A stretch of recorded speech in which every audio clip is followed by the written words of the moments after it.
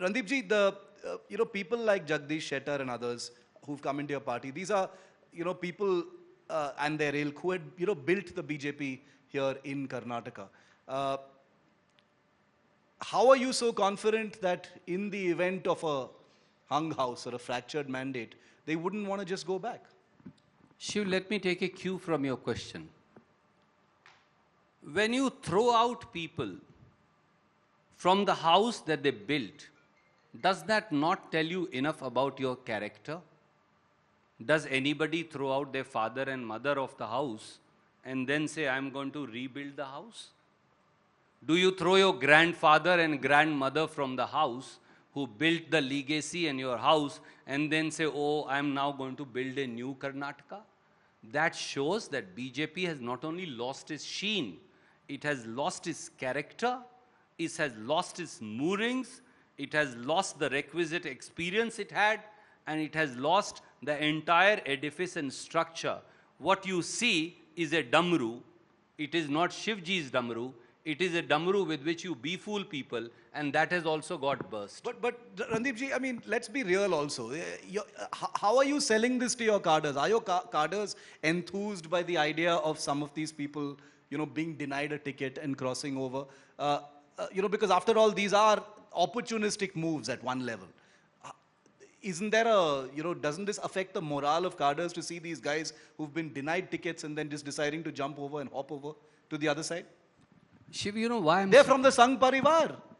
You're talking about ideology, but these are people from the Sangh Parivar. The ideology that your party completely militates against, sir. Shiv, I absolutely love your words. I wish you had asked that from Mr. Yadurappa and Basavaraj Bommai. We have. Trust me, we have. No, you're not even letting me complete. I will keep quiet. I said, I wish you had asked that of Mr. Amit Shah and Mr. Modi when they hijacked 18 MLAs of Congress and Janata Dal and formed this government. I wish you had asked that of Modi ji when with less than 10 MLAs, they constituted a government in Goa, similarly in Madhya Pradesh, similarly almost in entire Northeast, as also in many, many other states. I think this whole culture of defection and Ayaram, Gayaram is the character of the BJP. We have not demolished their government. Let me tell you, and I'm saying so not with arrogance, but with great humility and a sense of confidence. If we wanted, about 40 BJP MLAs were ready to come and join the Congress party, we would have brought this government down. I didn't do so, for I stand on my ideology. We refused Mr. Siddaramaiah, Mr. DK Shivakumar, Mr. Mallikarjun Kharge. We refused to do so. Half a dozen ministers had applied for Congress tickets. 2 ministers went to Delhi and cried when Amit Shah ji and Modi ji insulted them for they didn't meet, and JP Nadda ji had to give them a soap. We decided that our young people who are on the seats, whether they win or lose, we will stand with them. Yes, we have taken some people. We have taken them for their experience that they bring. We have taken them because our cadre on the seat said, if Mr. Jagdish Shettar comes and joins, he will add value to the party. Mr. Savdi will add value to the entire Belgavi region. Mr. Puttanna will add value to our seat. Mr. Nagesh will add value to our seat. And look what has happened. The entire structure of the BJP has crumbled. I could have also, like Mr. Amit Shah, brought this government down like a pack of cards, for they are all ready to defect. Why have almost 20 MLAs defected?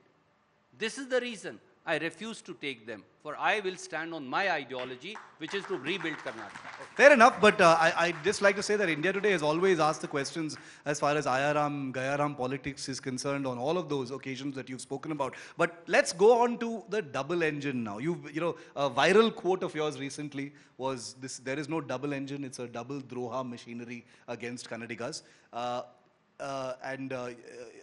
I've just asked you about the Prime Minister and Rahul Gandhi, and you've spoken about the Chief Minister here as well. The double engine in the Congress in Karnataka.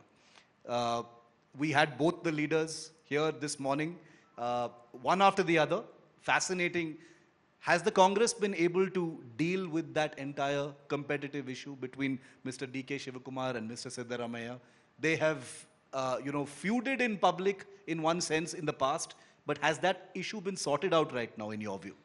Well, to your CEO and to the entire India Today team, let me thank you for the lovely pictures first. I think that Today's tells, most viral picture.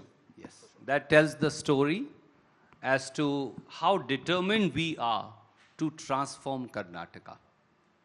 There never was, there is not, and there never will be a difference of opinion between Mr. Siddaramaiah and between Mr. DK Shivakumar. Mark my words, write them down, they are written on stone. For what is the reason? Look what's happening in BJP. Mr. Nirani and Mr. Basavaraj Bommai fight on the stage to be chief minister. Have you ever seen a spat between a senior minister and sitting CM as to who will be? Mr. B.L. Santosh, as also our Honorable Parliamentary Affairs Minister who just left, open spats happen. Mr. C.T. Ravi and Shobhaji want to retire all these so-called quote-unquote oldies. Mr. Yadurappa is hoping against hope that his son may get a cabinet berth. That's the kind of fratricidal war on the other side. And you have a lineup of the Congress party where everybody was saying, oh, ये अभी गिर जाएंगे, ये अभी लड़ेंगे, अभी इनका झगड़ा होगा, अभी एक दूसरे का sir फोड़ेंगे. But you've seen, they have said, for Karnataka, we stand united. And the Congress leadership and our MLAs will decide. They stood in Delhi, arm in arm, and they said, Mr. Siddaramaiah said, Mr. DK Shivakumar is also a CM aspirant. And Mr. DK Shivakumar said, Siddaramaiah ji is my senior. He is also a CM aspirant. Aspiration is good. When aspiration becomes inimical to the progress of the state, that is bad. And that's what BJP is doing.